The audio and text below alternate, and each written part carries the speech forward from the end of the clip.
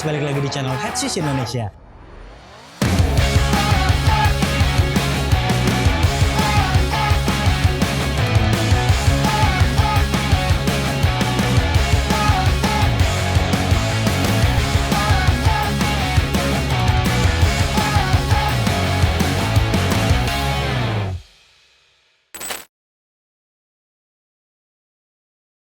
Halo Ballers, balik lagi di channel Headsis Indonesia. Kali ini kita punya Nike KD 16 dan walaupun sama-sama pendek seperti Nike KD 15, dia memiliki banyak ubahan. Ubahannya juga bersifat positif seperti traksinya jadi lebih bagus, kemudian dia mengurangi heel slip yang selama ini dikeluhkan para pengguna KD 15. Tapi harga jualnya cukup mahal, 2,3 jutaan, dan buat Anda yang tertarik dengan sepatu ini, sebaiknya saksikan videonya karena banyak kekurangan dan kelebihan dari KD 16.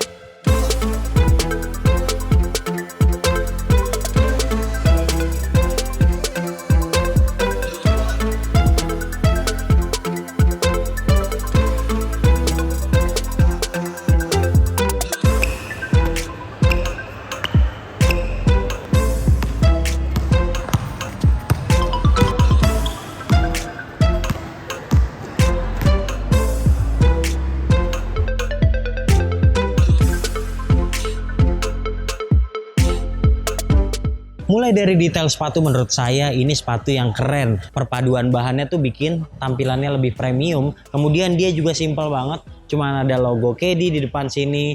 Lalu ada tulisan Kevin Durant 16 di sini. Ada pola pattern yang keren banget di bawah. Dan tulisan Easy di bagian belakang.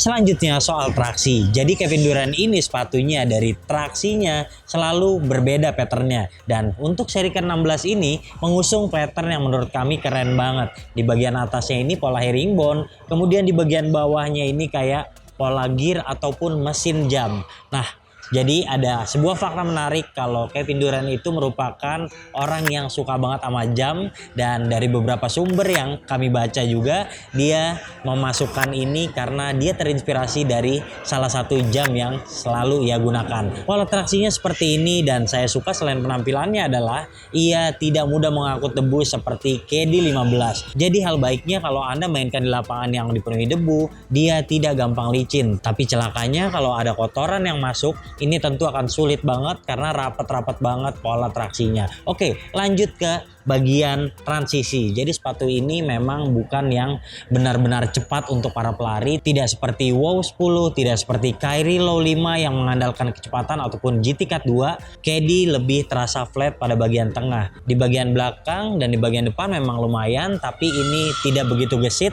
Jadi berbicara transisi bukan yang wah banget. Secara keseluruhan untuk traksi dan menurut kami kekuatannya juga lumayan oke di lapangan outdoor, nilainya adalah 9,5.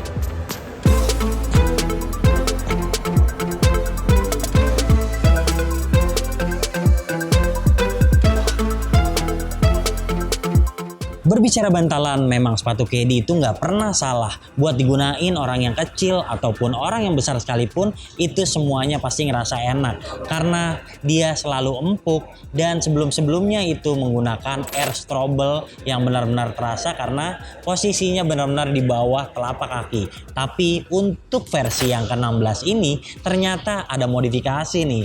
Jadi udah beda dengan yang KD 14 ataupun 15. Dia sekarang air strobelnya di belakang aja. Kemudian di bawahnya juga dia menggunakan busa Kuslon. Ini nggak ada masalah sih sebenarnya, empuk banget dan dia nggak butuh waktu break in. Tapi di bagian depannya sekarang udah nggak ada air strobel lagi, dia sudah menggunakan zoom unit yang tertanam di bagian tengah sini.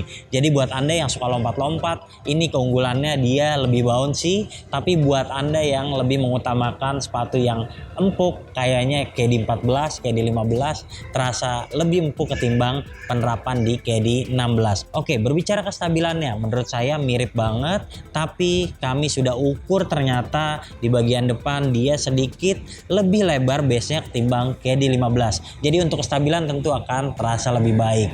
Nah, untuk bantalan ini memang mungkin ada yang lebih suka dengan penerapan zoom unit seperti ini, ataupun masih lebih suka dengan penerapan yang air strobel penuh seperti generasi sebelumnya. Itu soal selera. Tapi untuk kami pribadi, kami lebih suka air strobel sepenuhnya seperti generasi-generasi sebelumnya. Secara keseluruhan untuk bantalan 8,8.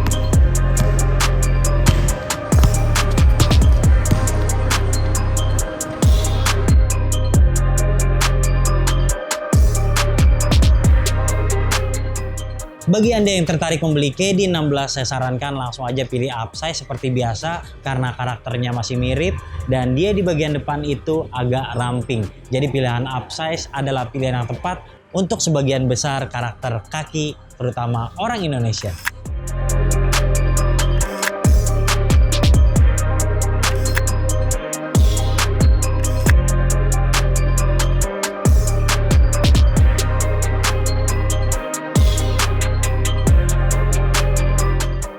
Selanjutnya soal bahan atas, dan ini memang kalau menurut saya ya, secara tampilan lebih keren ketimbang KD15. Tapi ini penerapan bahannya juga ada yang membuat saya nggak suka.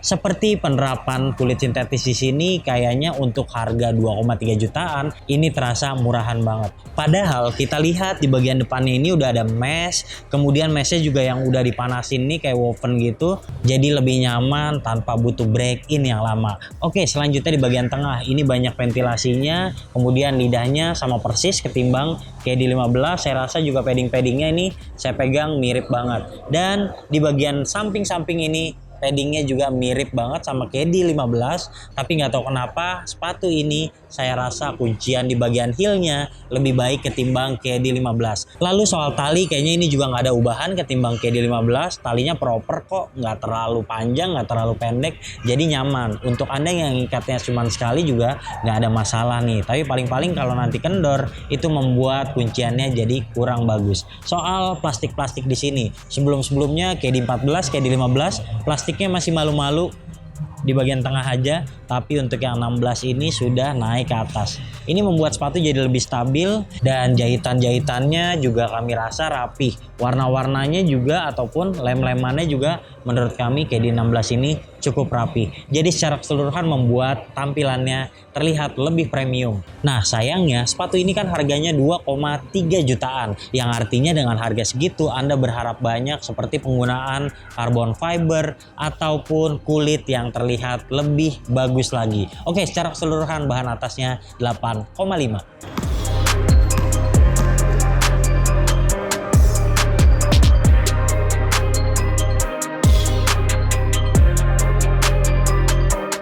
Langsung aja berbicara kuncian, saya rasa ini lebih baik ketimbang KD15 karena benar-benar di bagian tengah ini ternyata lebih stabil.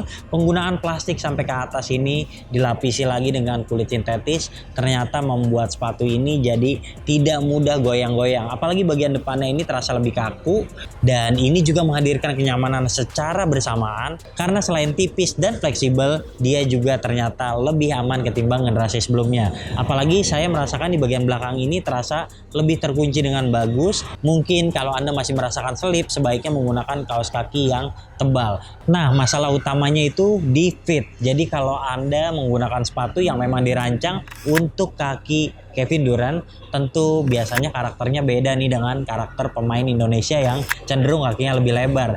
Ini kalau milih true to size, kayaknya Anda akan kesakitan di bagian samping, dan kebanyakan dari Anda seperti saya juga memilih upsize sedikit. Konsekuensinya tentu akan ada selip-selipnya di bagian belakang, dan kalau Anda misalnya ngikat talinya tidak terlalu kencang, ini juga ada gejala kalau kaki bisa meluncur ke depan, terutama kalau yang biasa menggunakan kaos kaki tipis. Yap, walaupun ada kekurangannya, tapi menurut saya ini sepatu yang proper untuk semua orang. Jadi untuk kuncian saya suka, nilainya 9,6.